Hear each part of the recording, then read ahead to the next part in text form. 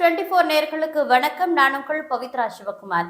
புள்ளிப்பட வருமானத்தை மறைத்ததற்காக வருமான வரித்துறை விதித்த ரூபாய் 1.50 கோடி அபராதத்திற்கு எதிராக நடிகர் விஜய் தொடர்ந்த வழக்குல இன்னைக்கு சென்னை உயர்நீதிமன்றம் தீர்ப்பு வழங்கியிருக்காங்க. 2015-16 நிதியாண்டுல விஜய் தனது வருமானத்துல ரூபாய் 15 கோடியை கணக்கில் காட்டல அப்படின்னு வருமான வரித்துறை கூறி அபராதம் விதிச்சிருந்தாங்க.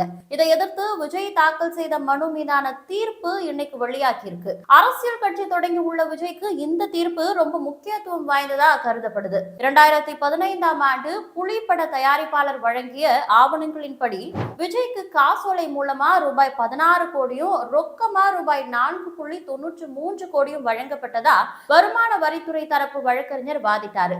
சோதனை அப்போ இதை ஒப்புக்கொண்ட விஜய் பின்னர் ரூபாய் 15 கோடி கூடுதல் வருமானத்தை கணக்கில் காட்ட ஒப்புக்கொண்டதாகவும், எனவே வருமான வரி சட்டத்தின் பிரிவு 271 AAB செக்ஷன் 1 கீழ் விதிக்கப்பட்ட அபராதம் சரியானது அப்படின்னு அவர் சொல்லியிருந்தாரு. ஆனா விஜய் தரப்பு வழக்கறிஞர் இந்த அபராத நடவடிக்கைகள் காலாவதியானவை அப்படின்னும் அவை ஜூன் 30, 2019க்குள்ள தொடங்கப்பட்டிருக்கணும் அப்படின்னு வாதிட்டாங்க.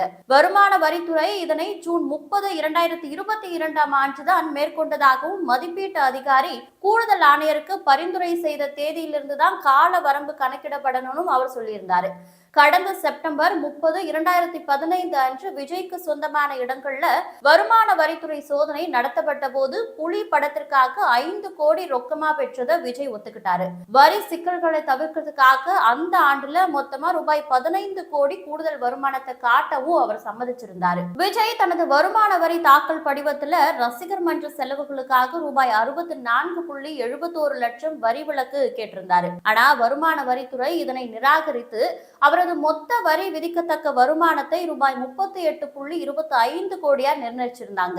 மதிப்பீடு உத்தரவு மற்றும் பிற அபராதங்களுக்கு எதிராக விஜய் ஏற்கனவே மேல்முறையீடு செஞ்சிருந்தாரு. தற்போது பிரிவு 271 AAB செக்ஷன் 1 கீழ் விதிக்கப்பட்ட அபராதத்தை மட்டும் ரிட் மனு மூலமா எதிர்த்திருக்காரு விஜய். இருதரப்பு வாதங்களையும் கேட்ட நீதிபதி வழக்கின் தீர்ப்பை தேதி குறிப்பிடாம ஒத்தி வச்சாரு. இந்த நிலையில தான் இன்னைக்கு அந்த தீர்ப்பு வெளியாகி இருக்கு.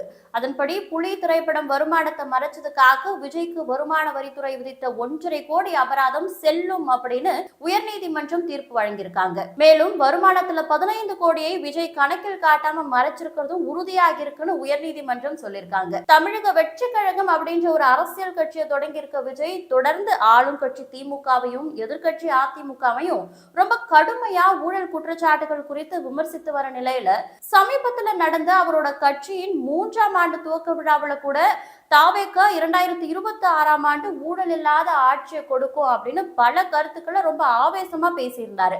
ஆனா தற்போது வந்திருக்கக்கூடிய இந்த தீர்ப்பை உற்று நோக்கும் போது அரசியல் கட்சிகளும் தமிழக மக்களும் கோடி கோடியா சம்பாதிச்சும் கூட வருமான வரித்துறைக்கு சரியான வரி செலுத்தாம பணத்தை பதுக்குற நீங்களா தமிழகத்திற்கு ஊழல் இல்லாத ஒரு ஆட்சியை கொடுக்க போறீங்க அப்படின்னு விஜய விமர்சிச்சிட்டு இருக்காங்க. ஏற்கனவே டிவிகேவின் 3ஆம் ஆண்டு துவக்க விழாவுல விஜய் நடனம் ஆடியதை வச்சு 41 உயிர்களை கொன்னுட்டு எப்படி விஜய் சார் உங்களால இப்படி ஆடி பாட முடியுது அப்படின்னு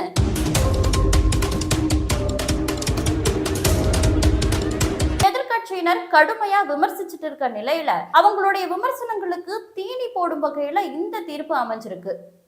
மேலும் இந்த தீர்ப்பை எதிர்த்து அப்பீலேட் அத்தாரிட்டி, அதாவது மேல்முறையீடு தீர்ப்பாயத்தை விஜய் தரப்பு அணுகலாம் அப்படின்னும் உயர்நீதிமன்ற நீதிபதி தெரிவிச்சிருக்காரு. இதனால இந்த வழக்குல விஜய் தரப்பு மேல்முறையீடு செய்வார்கள் அப்படின்னும் பெரிதா எதிர்பார்க்கப்படுது. விஜயின் வழக்குல வந்திருக்கக்கூடிய இந்த தீர்ப்பு குறித்த உங்களுடைய கருத்து என்ன அப்படின்றத கமெண்ட்ல சொல்லுங்க. இதே போன்ற மற்றும் ஒரு பதிவில் சந்திக்கிறேன். அதுவரை உங்களிடமிருந்து விடைபெறுவது பவித்ரா சிவகுமார்.